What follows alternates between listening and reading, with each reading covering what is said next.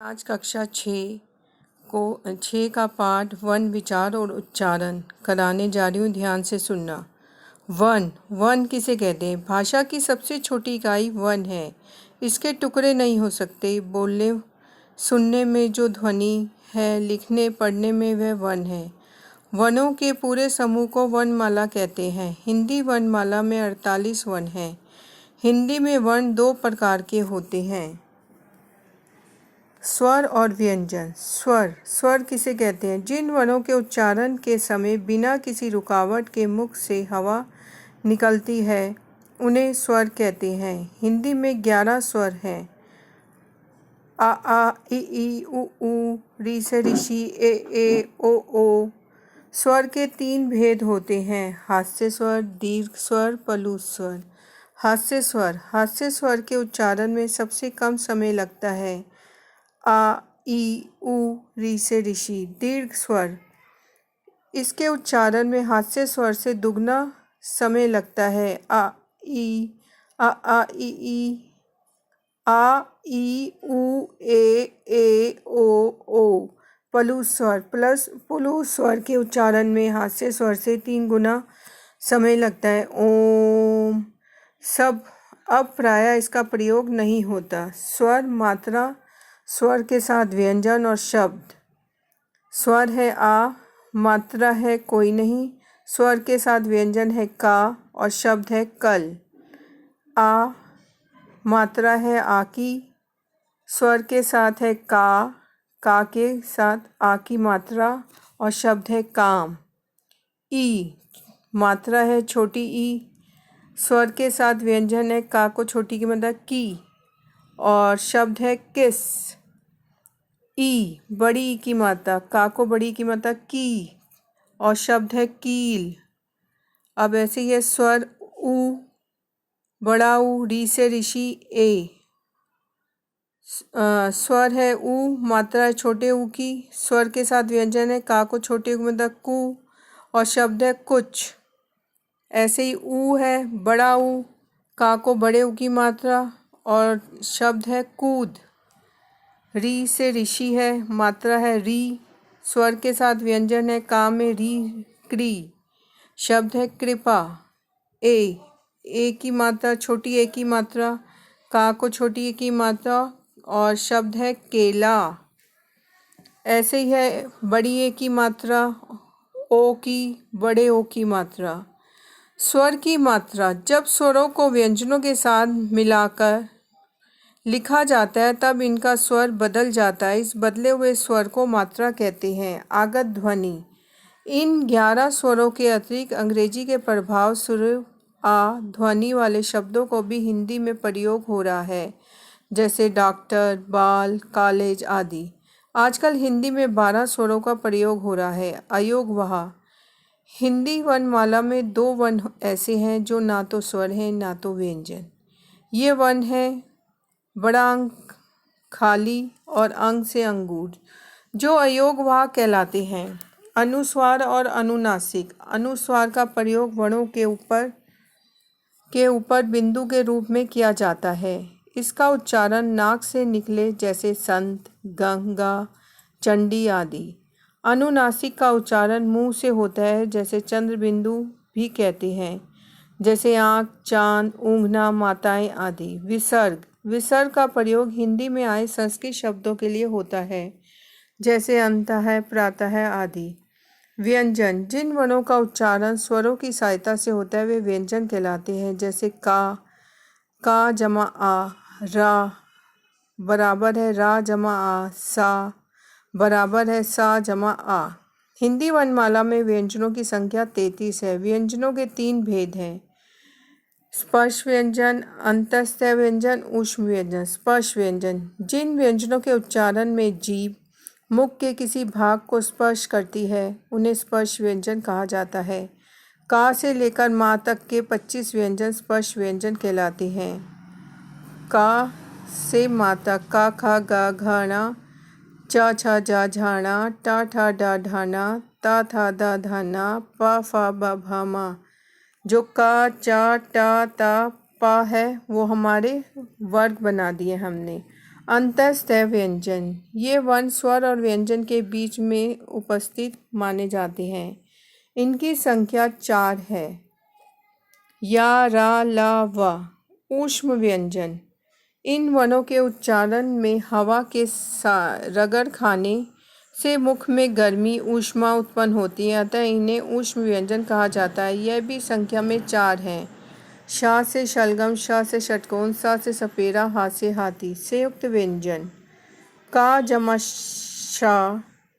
अब क्षत्रिय है वो कैसे बनेगा, उसमें का के नीचे हलन, जमा शा से क्षत्रिय।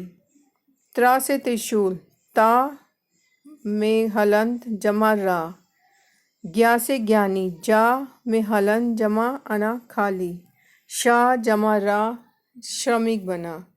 एक से अधिक व्यंजनों के मेल से बनने वाले व्यंजन संयुक्त व्यंजन कहलाते हैं। दो व्यंजनों के मेल से इनके रूप में परिवर्तित हो जाता है।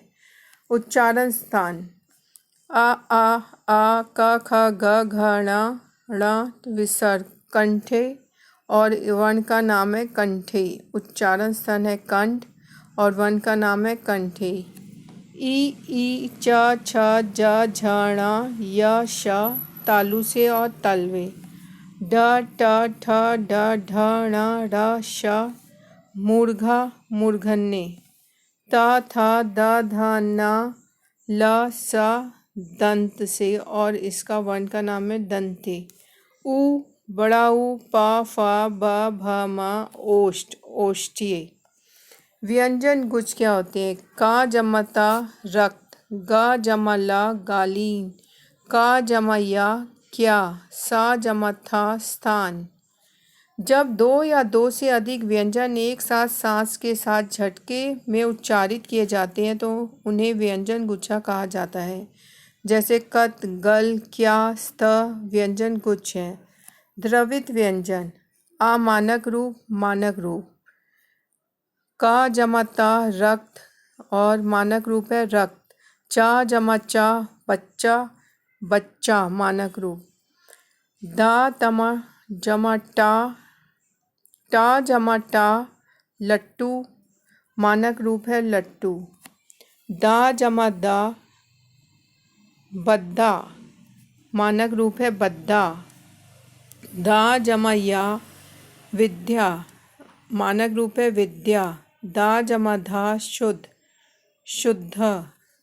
जब दो स्वर व्यंजनों का प्रयोग साथ साथ किया जाता है तो उसे द्रवित व्यंजन कहा जाता है। जैसे पक्का, बच्चा, लट्टू आदि।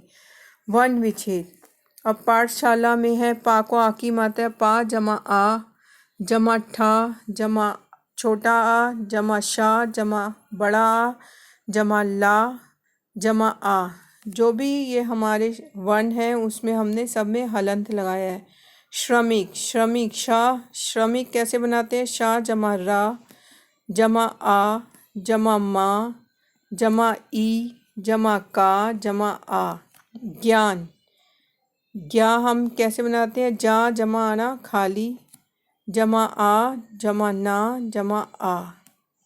निश्चय, ना जमा ई जमा शा। अब हमने शा लिख लिया तो हम इसमें छोटे आ की मात्रा आ नहीं लिखेंगे। चा जमा आ जमा या जमा आ। शब्द वर्णों के मेल से बनते हैं। शब्दों के वर्णों को अलग अलग करना वर्ण विच्छेद कहलाता है। अब ना को अणा में की अशुद्धियाँ, कल कर्ण, शन शन शुद्ध करके हम लिखें। उच्चारण उच्चारण, पुण्य पुण्य, बा और वाह की अशुद्धियाँ, वेदही वेदही, सरोवर सरोवर। बा जहाँ लिखा है वहाँ पे हम वाह लिखेंगे। अब यहाँ लिखा है वस्तु, वस्तु की जगह हम लिखेंगे वस्तु। वेश वेश। टा और ठा की अशुद्धियाँ, सृष्टि सृष्टि, झूठा झूठा, शिष्ट शिष्ट, अभिष्ट अभिष्ट। डा और ढा में बिंदी लगानी है। डा से ढक्कन, ढा से ढक्कन की अशुद्धियाँ। कोड़ी कोड़ी, सिर्फ बिंदी की अशुद्धि है।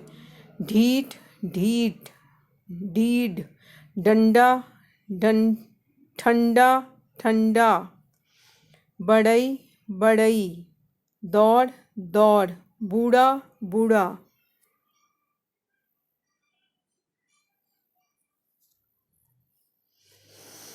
अब छोटा आ और बड़ा आ की अशुद्धियाँ। अशुद्ध से शुद्ध, नाराज नाराज, आवास आवास, सामाजिक सामाजिक, पारिवारिक पारिवारिक। जो पहला वन है उसमें आ की मात्रा लगानी है हमको।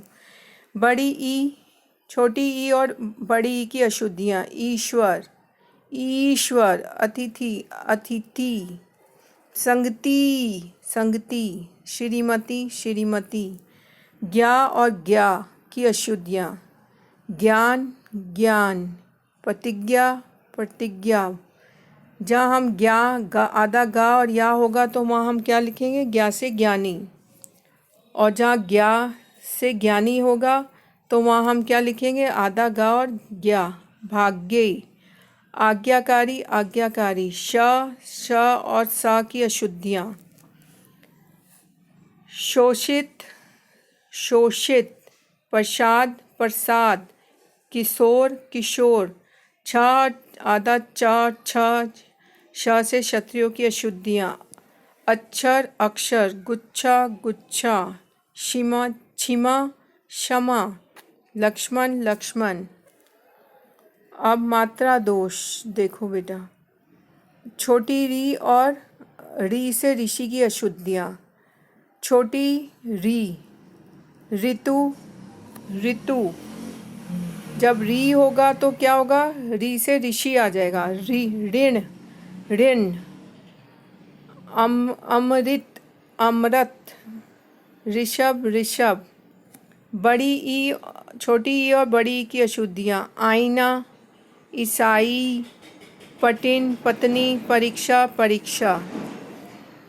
ओ और बड़े ओ की अशुद्धियाँ। नौकर नौकर, लौकिक लौकिक, चौराहा चौराहा, सौम्य सौम्य। अनुसार और अनुनासिक संबंधी अशुद्धियाँ। वहाँ वहाँ, आपने बस चंद्र बिंदु लगाना है। ठंडा ठंडा, जहाँ चंद्र बिंदु है वहाँ आप बिंदी लगाएंगे, जहाँ बिंदी है वहाँ शुद्ध करके चंद्र बिंदु लगाएंगे। रंग रंग, कांटा कांटा। छोटा ऊ और बड़े ऊ की अशुद्धियाँ। समूह समूह, कृपालु कृपालु, गुरु गुरु, आंसू आंसू। छोटी ए और बड़ी ए की अशुद्धियाँ। ऐश्वर्य ऐश्वर्य, एकता एकता, दैनिक दैनिक, मैत्री मैत्री। आ और आ की अशुद्धियाँ। आवश्यक आवश्यक, आगामी आगामी, आराधना आराधना, आवाज आवाज। बच्चों, ये आपका कार्यपत्रक है। रिक्त स्थानों की पूर्ति उपयुक्त शब्द द्वारा कीजिए। 48 अनुनासिक विसर्ग वर्णों, अनुस्वार दीर्घ। आ के ऊपर बिंदी लगी है, को रिक्त स्थान है कहा जाता है। खा है, हिंदी वर्णमाला में रिक्त स्थान है, वन है। ऊपर से देखकर जो आपको दिए शब्द वो इसमें भरने हैं। गा है, रिक्त स्थान के व्यवस्थित समूह को वर्णमाला कहते हैं। घा है, अंग को रिक्त स्थान है कहा जाता है। निम्नलिखित अशुद्ध शब्दों के शुद्ध रूप लिखिए। ये दूसरा प्रश्न है। अशुद्ध शब्द है उनको शुद्ध करके लिखना है दूसरे रिक्त स्थान में। औरत, ऋतु, साधु, एकता। नीचे दिए गए शब्दों के मानक रूप लिखिए। द्वार, भद्दा, पत्ता, भुट्टा। सही कथन के सामने सही का, गलत कथन के सामने गलत का निशान लगाइए। वर्ण के खंड नहीं हो सकते। स्वर के दो भेद होते हैं। एक वर्ण के दूसरे वर्ण को मिलने का वर्ण संयोग कहते हैं। बच्चों, ये आपका पाठ खत्म हो गया। धन्यवाद।